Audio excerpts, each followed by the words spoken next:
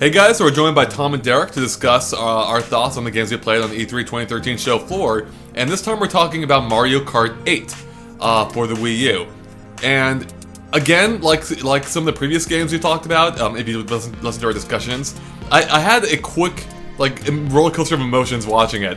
At first, during the Nintendo Direct, I'm like, oh god, it's Mario Kart 7 again, when I really wanted a Double Dash sequel, because it would make so much sense with the Gamepad being able to do so much. But with that said, once I went hands-on with the game, it's a ton of fun. Like, it is a lot of fun, especially with the anti-gravity mechanic they're introducing, which allows for some really twisted level designs. So now I know, Tom, you played a bunch of the game alongside me as well. What do you think? Because you played basically the whole franchise up to this point.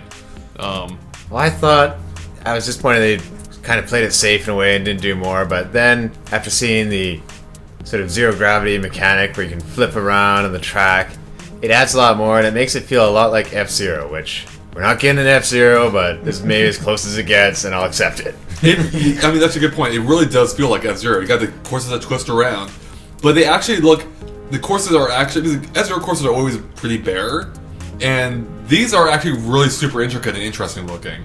In fact, I think the level design, from what I played at least, might be some of the best in the series. At least the most diverse. Like, it feels like you're experiencing or going through new sections of the track, like different areas of that same track all the time. I mean, if that makes sense. Like, going to the town, for instance, it didn't feel like you're passing by the same buildings over and over. No, each building kind of was different. There's different shops for each character. So that's right. Yeah. I guess that extra bit of memory, they are able to beef it up a bit more. Like, it's not super simple like Coconut Mall. There's way more detail to it now. Right. So different shops for each character. Unfortunately, guys, I didn't get the chance to play Mario Kart 8. I just didn't get to it. I'm a bit of an infrequent Mario Kart player. I played. No one cares, Derek. We got it. They don't play much Mario Kart. Go Double on. Dash. Yes.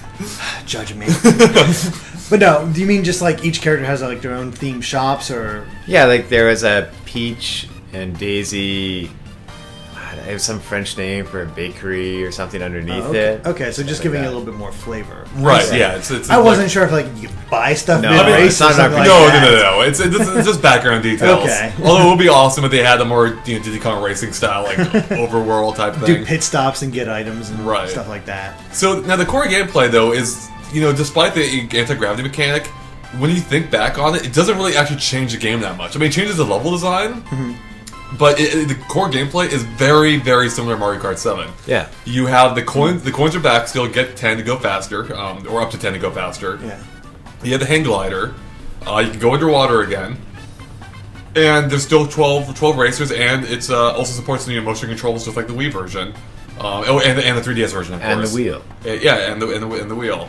I do not remember any. Maybe it's just my terrible memory, but I do not remember getting 10 coins to go faster in the previous game that I played, at least. Did you play Mario Kart 7? No, I did not. Oh, okay, that's the first one they brought back. Oh, okay. It was in the original Mario Kart. They brought back Mario Kart 7. Okay. And so you collect coins on the track. Now, the thing is, I don't particularly care either way about the coins.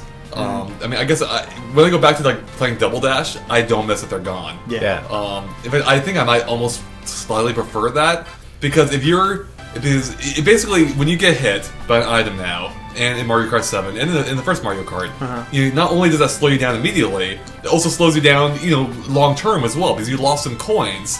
Until you get those coins back, you're at a disadvantage compared to your opponents who might have more coins. Yeah.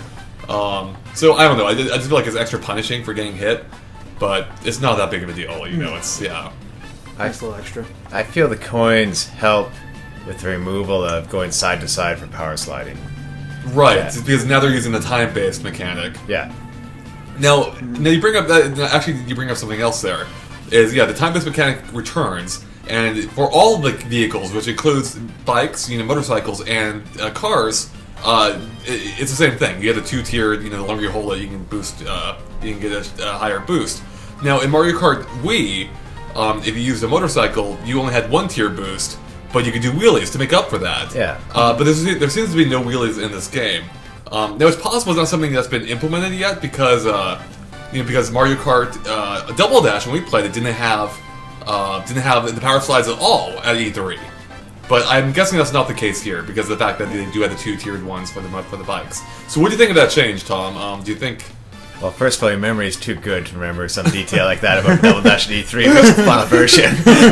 Dude, we played that game so many times, man. So many. Yeah. But I thought that, you should have something different with the bikes and the kart. Like, even the bike itself kind of felt like the same controls as the kart. Right, it did. Yeah, they felt identical.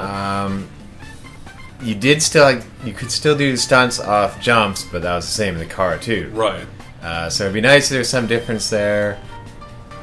Also mentioning that your bike and kart, their wheels kind of turn sideways when they're hovering over when the walls go sideways, and if you touch a guy in that mode, you each kind of spin out. Now, at one point I thought they were mentioning you go faster when that happens, but another guy said you actually slow down a bit. Yeah, I'm still confused. I'm gonna have to go back and watch our footage more closely to see what happens. But yeah, when you're in anti-gravity mode and you hit someone, you both spin out, and I don't know what that does. Okay.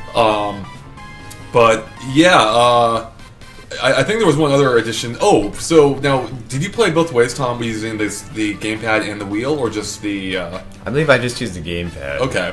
So did you try the motion controls at all on the gamepad? I did. That's going to take some getting used to. Right. A bit difficult there. Yeah, I tried the gamepad first and used the control stick, and I love Mario Kart Wii using the wheel, but in this case I like using the control stick too, and since that's how most people are going to play the game, I feel like I'm going to be forced to use a control stick, which I'm fine with, especially playing online.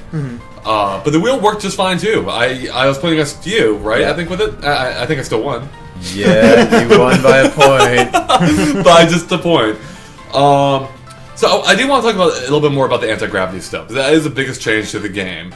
And every alternate courses we saw took advantage of it in some way. Get this. They actually made the first level of a Mario Kart game interesting. Yeah, it was actually good. It wasn't super boring. Yeah, because they're always really dull. Yeah, I didn't notice it was just sort of a boring oval track. Well, first of all, it's an 8, but even an 8 would be boring. But the fact that it's such a tightly compacted 8 and you go underneath it, just adds so much more. It is really cool because you're going past Peach's castle, but upside down, so it's above you basically, or kind of. I forget how exactly it was, but yeah, it's sort of in the center. One, I don't know, one of the 8 holes. It just really makes it feel just different, and it also makes you think about how you access these shortcuts a little bit differently because in the village level you have to go up the wall. You're driving on the side of the wall, as other people are passing 90 degrees to you, on the floor. Yeah. And you can even do stunts while you're in anti-gravity mode. Yeah, you don't. If you do a stunt and a jump off a wall, you still stick to the wall. You don't go crashing down to the ground. So I guess we kind of discussed this yesterday a little bit. I had a ton of fun playing this game at the show floor, but when you think back on it, it's still basically the same game. The anti-gravity stuff is cool. Makes levels feel different. The game itself, though, plays identical. It doesn't actually change the gameplay that much. Yeah. So I was wondering if you guys had any thoughts on that. I don't know if that's gonna make it wear out faster, because even all the items we saw were the same. And that probably is just for the demo. I'm sure there will be some new stuff. Yeah. But the game feels very similar to what we've played before. It's gonna depend if that's the maximum amount of inspiration that could be in a level. Right. I think the game won't be that good. But if that's just a hint of the inspiration that'll be in some future levels, we're gonna be in for quite a treat. This might be the trippiest Rainbow Road we ever encounter. Oh, I didn't think of that. Yeah, that's a good point. Yeah, I want some guys on the bottom of the track over top of them looking down like an F-Zero.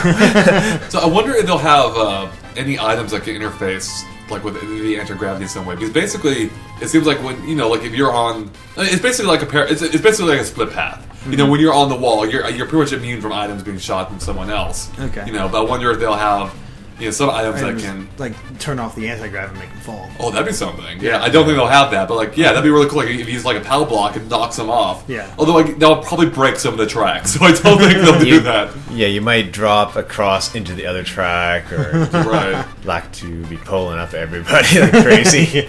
I guess one final thing is Tom talking about the gamepad, and it just occurred to me that when we were playing multiplayer, all the gamepad functions were available to you, just like in single player, right? You could still have the map on there and everything. I think so. So that gives you an advantage, slightly. Yeah. Because you have the whole map available, and you can see the place. No, but by that same token, it's almost impossible to look at the gamepad when you're playing the game.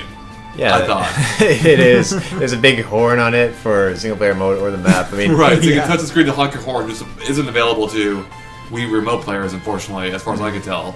Yeah. Um, I was really hoping that the gamepad would give you a rear view mirror view to throw items back, or maybe some sort of homing item that, like maybe a blue shell that Right. you guide or steer, to just really add an element of difficulty of using items, because you'd be Yep. driving versus using an item, but it didn't happen, it seems.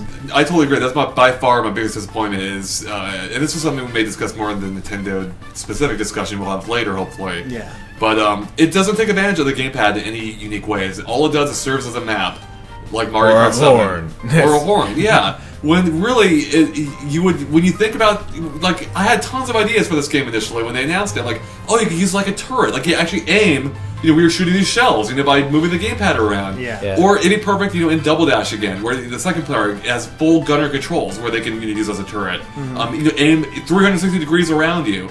Or what if you like draw a path? I mean, they'd have to redo the controls, but like, Yeah. or again with Double Dash it would work well. But we could draw a path for your shell on the touchscreen by using your finger. There's so many things, or a rear view mirror. Yeah. There's tons of things they could do. Imagine an item coming and you can see the review mirror and you can touch the screen to block the item. I don't know. There's just like a plethora of things they could do, and I don't get it why they're not doing this. Like it seems like they're like, oh crap, Wii U's not selling. Let's start out a Mario Kart, which is still fun, but doesn't take any unique advantage of the gamepad. But with that said, I still had a ton of fun with it. Yeah. Sounds like everyone else did, except for Derek. because I wanted to try it. It was just I ran out of time. So yeah, I'm based on what Wii U's singing. Like, is it enough to interest you in playing it when it comes out? For some reason, Mario Kart 7 didn't interest me enough, which is why I haven't picked it up on 3DS yet.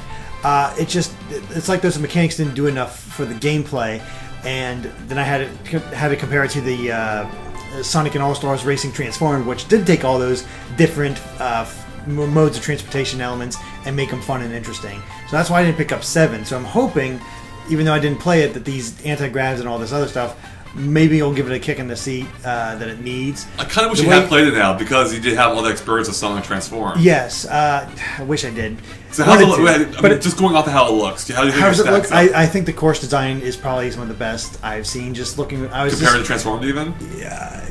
It's tough. It Transform's a different beast because Right. you have to stay on the road in this one. It's different because with Transformed, you went in the air, you went in the water, you went on the road. You didn't have the road all of a sudden turn upside down and driving upside down like that. So it's a very different beast, which is why I think I'm a little bit more interested in 8 than I was with 7. Okay. And it intrigues me how they're bringing elements back from past Mario Kart games, like the coins, the motorcycles, and all that. Right. It makes me wonder, like, will they bring back other types of Mario Kart stuff?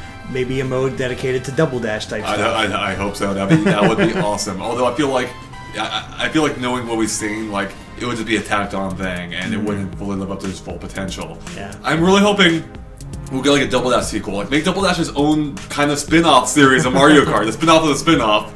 Like Paper Mario and Mario and Luigi RPG. Yeah, exactly. That would be freaking brilliant, and I'd be totally on board.